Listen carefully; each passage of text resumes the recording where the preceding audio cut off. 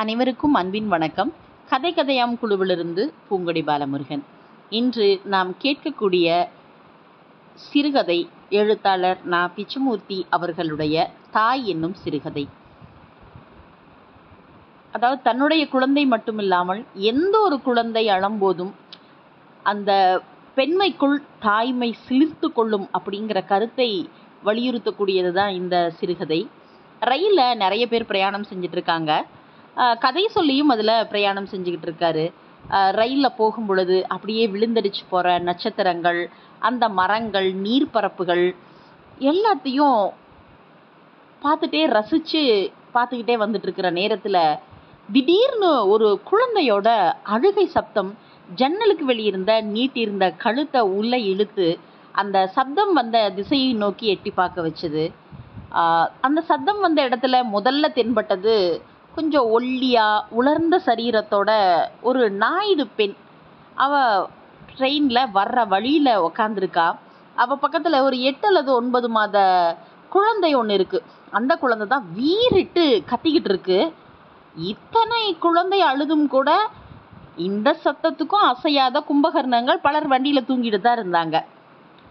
இந்த சத்தத்தில் தூங்கிட்டு இருந்த முழிச்சுக்கிட்ட ஒரு வயதான பெண்மணி சொல்கிறாங்க, அத்தா கொஞ்சம் பிள்ளைக்கு அமர்த்தி கூட அப்படின்னாங்க. எல்லாம் ஆயிடுச்சு, மொக்கு மொக்குன்னு குடிச்சிட்டு கத்துது, இனிமே பால் இல்லை ரத்தம் தான் வரும். அந்த சிறு குழந்தைக்கு எது தெரிஞ்சுது? பால் இல்லாத மார்போட வேதனை எப்படி அதுக்கு தெரியும்? அது நாயுடு ஸ்திரியோட மடி மேலே போய் ஏறிச்சு. கரை மீது மோத வர்ற அலை மாதிரி. அதை அவள் அடுப்போட கீழே தள்ளினா பூமி அலைய புறக்கணிக்கிற மாதிரி 5 நிமிஷம் கத்தி தீத்துச்சு. அப்படியே விம்மி விம்மியா தூங்கியும் போயிடுச்சு. தூக்கத்தில் கூட அப்படின்னு அதனோட விம்மல் வந்துக்கிட்டே இருந்துச்சு. அது எனக்கு எதுக்கால உக்காந்துருந்த ஒரு பெரியவர் சொல்கிறாரு, பெண் பிள்ளைகளுக்கு காது செவிடு, ஏன் இப்படி சொல்கிறீங்க அப்படின்னு. இல்லாட்டா இவ்வளவு அழுகைக்கும் தற்கொலை செஞ்சு மாட்டாங்களா என்ன? காது ஜெவ்வு செதில் செதிலாக இருக்குமே. ஆம்பளை பிள்ளைகளுக்கு சத்தம் பொறுக்காது. அடுக்குள் வேலை செய்கிறவங்களுக்கும் தெருக்குள் ஆயிட தண்ணி பிடிப்பவங்களுக்கு சத்தத்துக்கு பயந்தா சந்தியில் நிற்க வேண்டியதான்னு நானும் ஏதோ பதில் சொன்னேன். மேலே 2 பேருமே ஒன்றும் பேசலை. பின்னாடி பக்கத்துலேருந்து அப்படின்னு இரும்பிக்கிட்டே ஒரு குழந்தை மறுபடியும் அழ துவங்குச்சு. நாங்கள் அதை முதல்ல கவனிக்கலை, பெருசாக சட்டை செய்யலை. அதுக்கு அடுத்து அப்படி ஒரு கரகரப்பான ஒரு ஆண் பிள்ளையோட குரல், ஆராரோ ஆரிரரோ ஆராரோ ஆரிரரோ ஆன பிறந்தானோ அடிச்சாரை சொல்லியனு ஆக்கினைகள் பண்ணி வைப்போ அப்படின்னு பாட்டு பாடி அந்த குழந்தைய சமாதானப்படுத்த முயன்றதும் அந்த சத்தம் கேட்டு டக்குன்னு திரும்பி பார்த்தேன். அந்த நாயுடு ஸ்திரியும் திரும்பி எழுந்து நின்று பார்த்தா ஒரு ஆண் பிள்ளை. அவருக்கு 40 to 45 வயசுக்குள்ளே இருக்கும். அழகிய ஒரு குடுமி போட்டிருக்காரு. காதில் 7 புஷ்பராக கடுக்கன். ஒரு ஆட்களை எல்லாம் வேலை வாங்கக்கூடிய அதிகாரம் வாய்ந்த ஒரு முகம். பட்டு பனியன், இடுப்பில் கைலி. தண்ணீர் சீமையிலேருந்து ஊருக்கு திரும்பி வர்றவன் அப்படிங்கிறது நல்லா தெரிஞ்சிச்சு. அவன் பக்கத்தில் ஒரு 6 வயசு இருக்கக்கூடிய ஒரு பெரிய பையன். அதுக்கடுத்து ஒரு 2 வயசில் இருக்கிற பெண் குழந்தை. அடுத்து கை குழந்தை, அதுவும் ஒரு பெண் குழந்தை.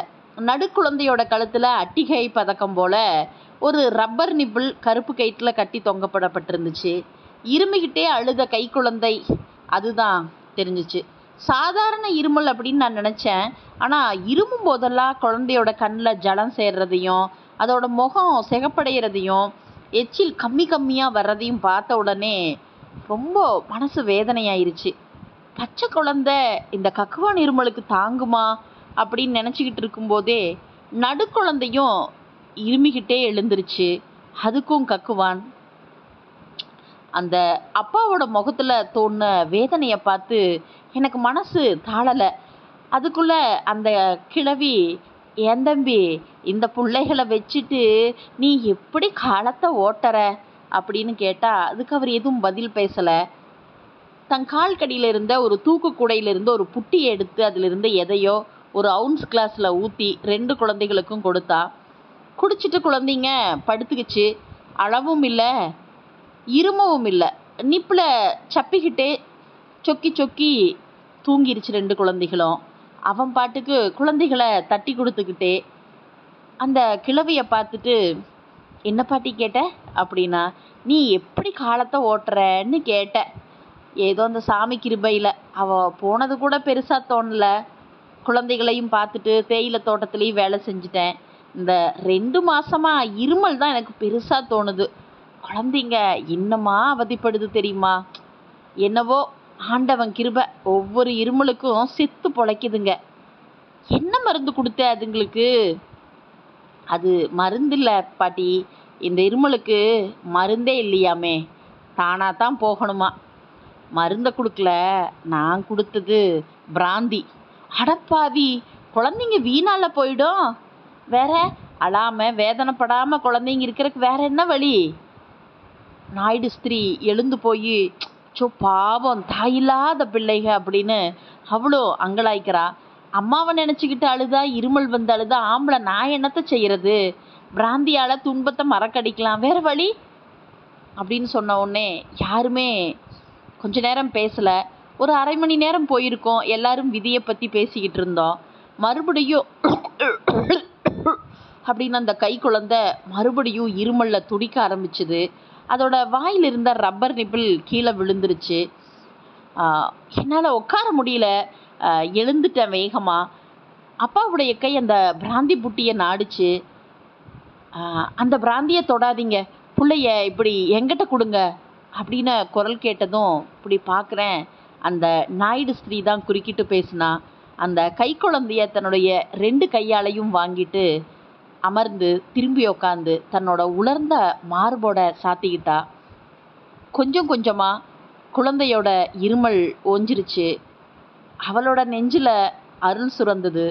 ஆனால் அந்த மார்பில் வத்தி போன அந்த மார்பில் பால் சுரந்ததோ என்னவோ, தாய்மைங்கிற அருள் சுரந்ததால் அந்த குழந்தையோட இருமல் குறைஞ்சி அப்படியே அந்த குழந்தை தூங்க ஆரம்பிச்சுது அப்படின்னு இந்த கதையை முடிச்சிருப்பாரு.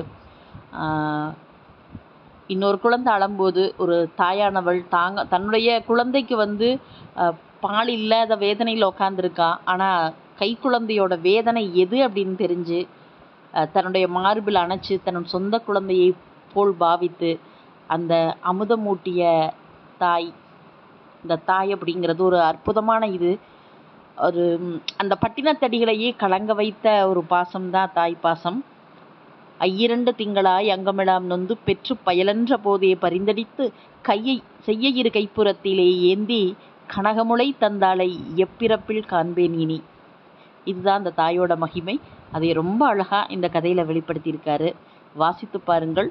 வேறொரு எழுத்தாளரின் கதையோடு உங்களை சந்திக்க வருகிறோம். நன்றி, வணக்கம்.